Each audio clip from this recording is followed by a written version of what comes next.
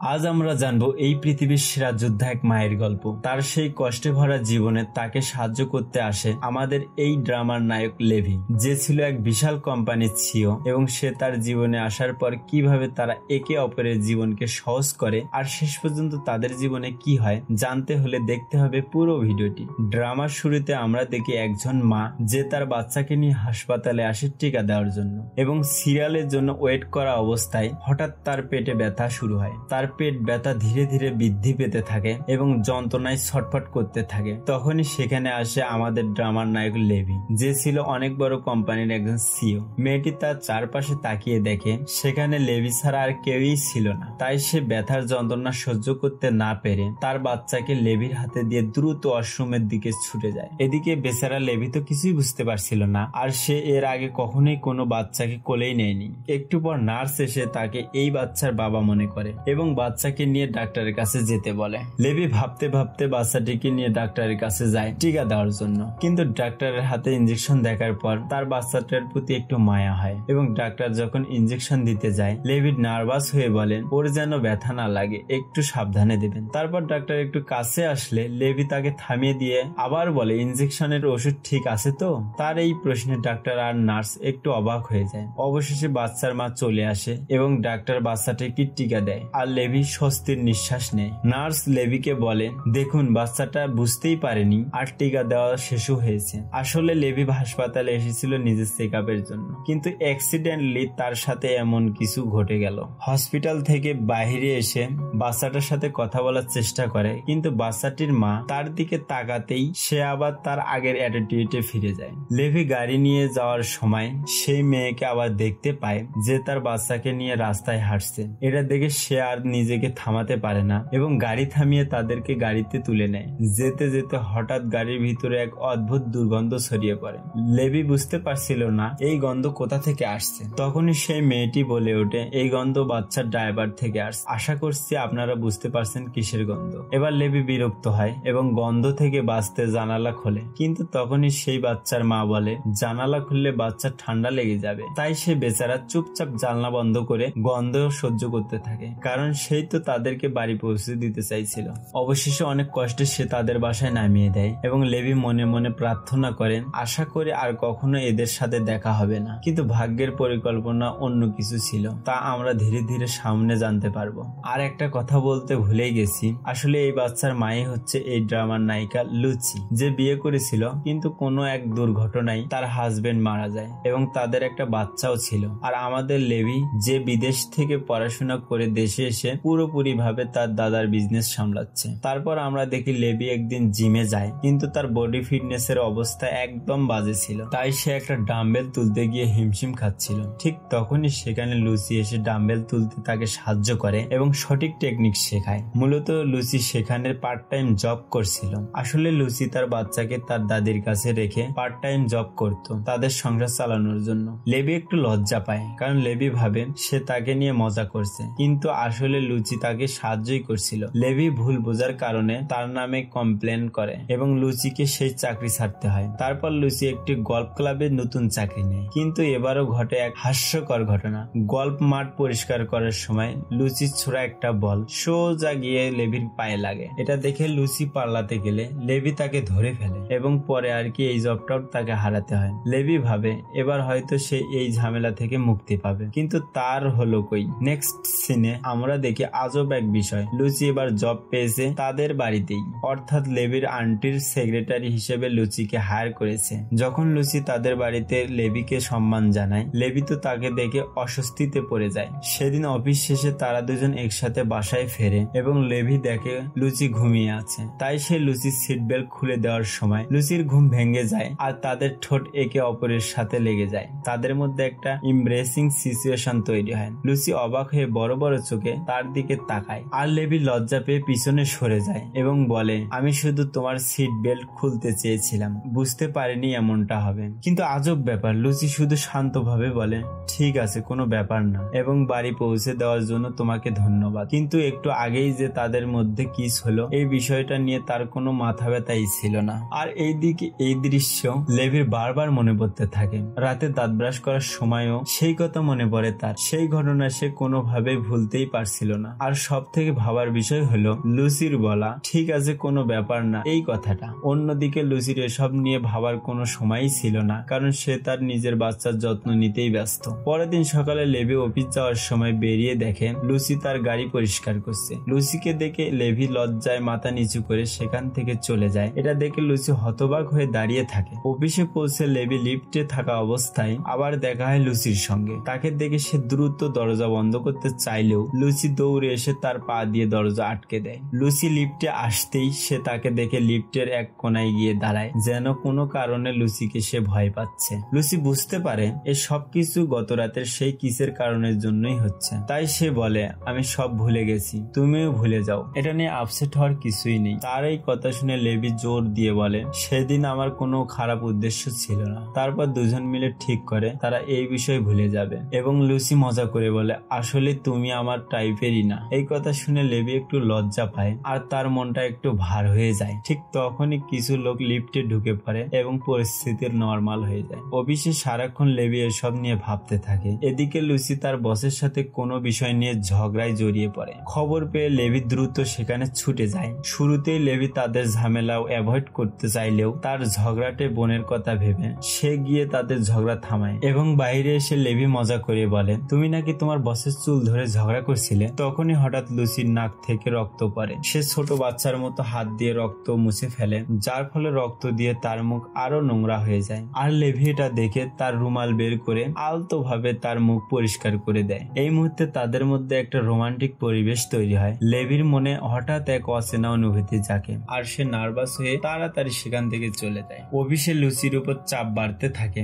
কারণ তার বস ইচ্ছা করে তাকে দিয়ে অনেক ছোট বড় কাজ করাতে থাকে, যার ফলে তাকে ওভারটাইম কাজ করতে হয়। একদিন কাজ শেষে লুসি বাড়ি ফিরছিল। তার পা কেটে যাওয়ায় সে খালি পায়ে রাস্তা দিয়ে হাঁটতে থাকে এবং এই অবস্থায় তাকে দেখে ফেলে লেভি। শুরুতে লেভি তাকে অ্যাভয়েড করতে চায়, কিন্তু পরে আর থেমে থাকতে পারে না। তার এই অবস্থা দেখে সাহায্য করতে এগিয়ে যায়। প্রথমে সে ভেবেছিল লুসি হয়তো ড্রিঙ্ক করেছে, কিন্তু তার পায়ে ক্ষত দেখে নিজের জুতা খুলে দেয়। লুসি প্রথমে মানা করলেও লেভি জোর করায় সে জুতা নিতে রাজি হয়। লেভি অনেক যত্নে লুসির জুতার ফিতা বেঁধে দেয় এবং তাদের মধ্যে একটা সুন্দর সম্পর্ক গড়ে ওঠে। লেভি হেসে বলে তোমার পায়ের গন্ধে আমার দম বন্ধ হয়ে যাচ্ছে, কিন্তু লুসি সেটাকে সিরিয়াসলি নিয়ে সত্যি বাচ্চাদের মতো পা তুলে গন্ধ শুকে। তার এই সরলতা লেভির মনে এক মায়াময় অনুভূতি জাগায়। একদিন রাতে লুসি অফিসের কাজ শেষে বাসায় ফেরে, কিন্তু হঠাৎ তার এক সিনিয়র ফোন করে আবার তাকে অফিসে ডাকে ওভারটাইম কাজ করার জন্য। তাই সে আর কোনো উপায় না পেয়ে তার বাচ্চাকে নিয়ে অফিসে আসে। কিন্তু মজার ব্যাপার হলো লেভিও সেই সময় অফিস থেকে বের হচ্ছিল এবং সে লুসিকে দেখতে পায়। লুসির তার বাচ্চাকে নিয়ে কাজ করতে অনেক কষ্ট হচ্ছিল। তার এই অবস্থা দেখে লেভির অনেক খারাপ লাগে এবং সে তাকে সাহায্য করতে এগিয়ে আসে। মূলত লেভি সেই কোম্পানির সিইও হয়েও সে গোপনে লুসিকে সাহায্য করছিল, যাতে সে তাড়াতাড়ি বাচ্চাকে নিয়ে বাড়ি ফিরে যেতে পারে। সেই দিনে ঘটে আবার আরেক কাণ্ড। লেভির মা, যিনি লুসিকে একদমই পছন্দ করতেন না, তিনি ফোন করে লুসিকে গ্যালারি থেকে একটা পেন্টিং নিয়ে আসতে বলে এবং সে ভিতরে ঢুকতেই ইচ্ছে করে সিকিউরিটির অ্যালার্ম চালু করে রাখে। তাই লুসি পেন্টিং নিয়ে গ্যালারি থেকে বের হতেই অ্যালার্ম বেজে ওঠে। অ্যালার্মের শব্দে তার বাচ্চা ভয় পেয়ে কাঁদতে থাকে আর সিকিউরিটি এসে তাকে জিজ্ঞাসা করে তোমার হাতে কি আছে। লুসি হতবাক হয়ে চুপ করে থাকে। তারা চিৎকার করলে লুসি আতঙ্কিত হয়ে শুধু বলে আমার সাথে আমার বাচ্চা আছে, দয়া করে ওকে কিছু করবেন না। এদিকে লেভি কোম্পানির লুসির ফেলে যাওয়া ব্যাগ আর ফোন খুঁজে পেয়ে গাড়ি নিয়ে গ্যালারির দিকে আসতে ধরে এবং হঠাৎ সে দেখে কিছু পুলিশের গাড়ি গ্যালারির দিকে যাচ্ছে। তাই সে দ্রুত সেখানে গিয়ে দেখে পুলিশ লুসিকে গ্রেপ্তার করছে। কিন্তু লেভি দৌড়ে এসে তার ভিজিটিং কার্ড দেখিয়ে বলে আমি এই কোম্পানির সিইও এবং মেয়েটি আমাদের এমপ্লয়ি ও আমি পার্সোনালি তাকে অনেক বিশ্বাস করি, সে কখনোই এমনটা করবে না। সে আরো বলে আর আমার মনে হয় কোনো মা তার বাচ্চাকে পিঠে নিয়ে কখনোই চুরি করতে আসবে না। লেভির এই আন্তরিক কথাগুলো লুসির হৃদয় ছুঁয়ে যায় এবং সে কাঁদতে কাঁদতে বলে সে কিছুই চুরি করেনি আর ভাবে একজন মা হিসেবে এত কষ্ট অপমান সে এতদিন একাই সহ্য করেছে। আজ কেউ প্রথমবারের মতো তার পাশে দাঁড়ালো। সত্যি এমন কেউ আছে যে এখন তাকে বুঝতে পারে। তারপর গাড়িতে বসে লুসির চোখ দিয়ে জল পড়তে থাকে। লেভি সেটা দেখে বুঝতে পারে সে অনেক কষ্ট পেয়েছে, তাই তার একটু একা থাকার প্রয়োজন। তাই সে গাড়ি থামিয়ে বাচ্চাটাকে নিজের কোলে তুলে নেয় যাতে লুসি মন খুলে কাঁদতে পারে। অ্যাটিটিউডে ভরা লেভি যেন সেই মুহূর্তে একজন আদর্শবান বাবা হয়ে ওঠেন। সে বাচ্চাটাকে আস্তে করে করে বলে, চিন্তা করো না, তোমার মা দুঃখে কাঁদছে না, সে শুধু তার মন হালকা করছে। এদিকে গাড়ির ভিতরে বসা লুসি মন খুলে কাঁদতে থাকে। সেই রাতে তাদের মধ্যে একটা বন্ধুত্বের সম্পর্ক তৈরি হয়। লেভি লুসিকে হাসানোর জন্য বাচ্চাদের মতো আচরণ করতে থাকে, আর লুসির এই নির্মল ও কোমল মানসিকতার প্রেমে পড়ে যায় আমাদের লেভি। কিন্তু সেই সুন্দর মুহূর্তে আবার গাড়ির ভিতরে সেই অদ্ভুত গন্ধ ছড়িয়ে পড়ে। লেভি বিরক্ত হয়ে বলে, আবার এই গন্ধটা কোথা থেকে আসছে? লুসি গাড়ি থেকে নেমে ডায়াপার বদলাতে চায়, কিন্তু লেভি বলে, না, বাইরে বের হলে বাচ্চার ঠান্ডা লাগতে পারে। তাই লুসি গাড়ির ভিতরেই বাচ্চার ডায়াপার বদলায়। পরের দিন অফিসে লুসি লেভিকে ধন্যবাদ জানিয়ে বলে, আপনি আমাকে এত হেল্প করছেন, আমি যেভাবেই হোক আপনার এই ঋণ পরিশোধ করব। কিন্তু লেভি তাকে অ্যাটিটিউড দেখিয়ে চলে যায়। তখনই তার এক্স গার্লফ্রেন্ড তার ফিয়ন্সেকে নিয়ে তাদের হোটেলের লবিতে আসে, কারণ তার এক্স গার্লফ্রেন্ড তাদের বিয়ের অনুষ্ঠান লেভির হোটেলেই করতে চায়। তার এক্স গার্লফ্রেন্ড তাকে খোঁটা দিয়ে বিভিন্ন কথা বলতে থাকে। নিজের আত্মসম্মান বাঁচাতে লেভি বলে, আমিও এঙ্গেজড। তার গার্লফ্রেন্ডকে দেখার জন্য সেই মেয়েটি এক ডিনারের আয়োজন করে। এদিকে লেভি কোনো উপায় না পেয়ে লুসিকে তার ফিয়ন্সে সাজানোর জন্য জোর করতে থাকে। লুসি প্রথমে না বললেও লেভি জোর করায় সে রাজি হয়ে যায়। তারপর লেভি লুসিকে নিয়ে বিউটি শপে যায় এবং মেকআপ ওভারের পর যখন লুসি বের হয়, লেভি একদম হা হয়ে তার দিকে তাকিয়ে থাকে। অগোছালো সেই সরল সোজা মেয়েটি যেন পরিণত হয়েছে এক রূপবতী নারীতে। তার চেহারার আলো, চোখের ঝিলিক সবকিছু লেভিকে মুহূর্তের জন্য স্তব্ধ করে দেয়। লুসি আলতোভাবে লেভির নাম ধরে ডাকে, আর সেই শব্দে লেভির হৃদয় যেন এক ঝটকায় কেঁপে ওঠে। লেভি লজ্জায় লাল হয়ে যায়, আর তার মনে সাড়া দেয় আবার সেই অচেনা অনুভূতি। তাদের অভিনয় যাতে ধরা না পড়ে তাই সে আগে থেকেই লুসিকে সব শিখিয়ে দেয়। লেভি বলে, দয়া করে তাদের সামনে বাচ্চাদের মতো আচরণ করবে না, আর যদি কোনো প্রশ্নের উত্তর দিতে না পারো আমার উপর ছেড়ে দিবে। সে একটি সুন্দর আংটিও কিনে আনে, আর সেটা লুসির হাতে সুন্দর ফিট হয় এবং সেটা দেখতেও গর্জিয়াস লাগছিল। তারপর লুসি লেভির হাত ধরে ডিনারে যায়। লেভির এক্স গার্লফ্রেন্ড ভাবছিল লেভি হয়তো তাকে মিথ্যা বলছে, তাই লুসিকে দেখার পর তার হিংসা হয়। আর যখন সেই মেয়েটা ফিয়ন্সে লুসির প্রশংসা করে, সেই মেয়েটি হিংসা জ্বলে ওঠে। সে কৌতূহলী হয়ে প্রশ্ন করে, তোমাদের প্রথম দেখা কিভাবে হয়েছিল? লুসি লজ্জা পর অ্যাক্টিং করে প্রশ্নটা লেভির দিকে ঠেলে দেয়। লেভি রোমান্টিক ভাবে বলে, প্রথম দেখাতে আমার লুসিকে অনেক ভালো লাগে। তারপর আমি তাকে প্রথম ডেট করার প্রস্তাব দেই এবং সেও রাজি হয়। সেই মেয়েটিও তখন বলে ওঠে, তোমার সাথে ব্রেকআপের মাত্র 10 দিন পরে আমাদের এঙ্গেজড হয় এবং সে আমাকে অনেক বেশি যত্নে রাখে। আসলে সে বোঝাতে চাইছিল যে সে এখন লেভিকে সম্পূর্ণভাবে ভুলে গেছে। তখন লুসি ইচ্ছে করে নিজের আংটিটি সেই মেয়েটিকে দেখায় এবং এটা দেখে সেই মেয়েটির হিংসা আরো দ্বিগুণ হয়ে যায়। তাই সেই মেয়েটি লুসিকে বলে, তোমরা বিয়ে করতে পারবে না, কারণ লেভির পরিবার কখনোই তোমাকে মেনে নেবে না। সে আরো বিভিন্ন ভাবে লুসিকে অপমান করতে থাকে। লেভির রাগ ধীরে ধীরে বাড়তে থাকে এবং লুসির জন্য তার একটু খারাপ লাগে। তারপর লুসি করে এক অবাক করা কাণ্ড, যা লেভিকেও হতবাক করে দেয়। আসলে লুসি লেভির বাচ্চার মা হওয়ার অভিনয় করে। তারপর রেস্টুরেন্ট থেকে বেরোনোর পর লেভি কিছুটা বিরক্তি স্বরে প্রশ্ন করে, লুসি, আমার মনে হয় তোমার এমনটা করা ঠিক হয়নি। লুসি একটু গম্ভীর ভাবে বলে, এইটাই ছিল একমাত্র উপায় তোমার এক্স গার্লফ্রেন্ডকে উচিত শিক্ষা দেওয়ার। তার এই কথা শুনে লেভি বিষয়টা উপলব্ধি করতে পারে। সেই মুহূর্তে সে লুসির দিকে তাকায় এবং তার মনে লুসি এক নতুন জায়গা করে নেয়। লুসির অপ্রত্যাশিত এই আচরণগুলো লেভিকে বারবার তাকে নিয়ে ভাবায়। লেভি বাড়িতে ফিরে সেই আংটিটির দিকে তাকাতেই তার লুসির কথা মনে পড়ে, আর সে একা একা পাগলের মতো হাসতে থাকে।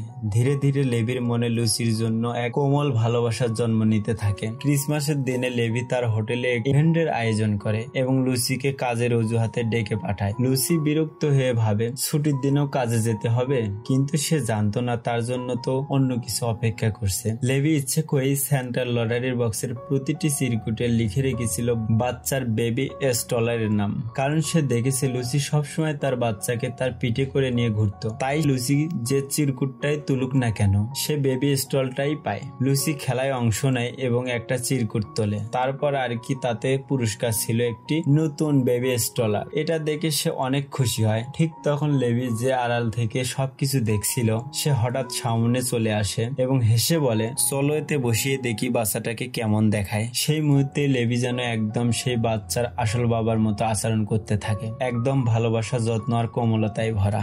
নেক্সট সিনে তারা সেই নতুন স্টলে করে বাচ্চাকে নিয়ে পার্কে যায়। আর লেভি পুরো দিনটাই তাদের সাথে কাটায় এবং সে ধীরে ধীরে বাচ্চাটাকে নিজের সন্তানের মতো স্নেহ করতে থাকে। তারপর তারা ডিনারের জন্য এক হোটেলে গেলে এক ফটোগ্রাফার এসে তাদের সুন্দর একটা ছবি তোলে। তাদের ছবিটা দেখে এক হাসি খুশি পরিবারের মতো লাগছিল। পরে লেভি যখন লুসিকে তার বাসায় পৌঁছে দিতে যায় তখন লেভির এক প্রতিবেশী আসে এবং সেই প্রতিবেশীও লুচির বাচ্চার জন্য একটি নতুন স্ট্রলার কিনে এনেছিল তাকে দেওয়ার জন্য, কিন্তু লুচি সেটি না নিয়ে ফেরত দেয়। লেভি বিষয়টা লক্ষ্য করলে তার সেই প্রতিবেশীর উপর হিংসে হয়, হবেই না কেন, তার লাভ রাইভেল ছিল যে। রাতে বাড়ি ফিরে লেভি ভাবতে থাকে লুচি কি তার দেওয়া স্ট্রলারটাই রাখবে নাকি আবার প্রতিবেশীরটা নেবে। অবশেষে সে লুচিকে ফোন করে জিজ্ঞেস করে সে কোন স্ট্রলারটা ব্যবহার করছে। লুচি হেসে বলে আমাদের হোটেলে যেটা পেয়েছিলাম সেটাই। কেন, কি হয়েছে? লেভি মনে মনে খুশি হয়ে বলে না, এমনিতেই জিজ্ঞেস করলাম। অনেকদিন পর লেভি একটা বিজনেস ট্রিপে যাচ্ছিল।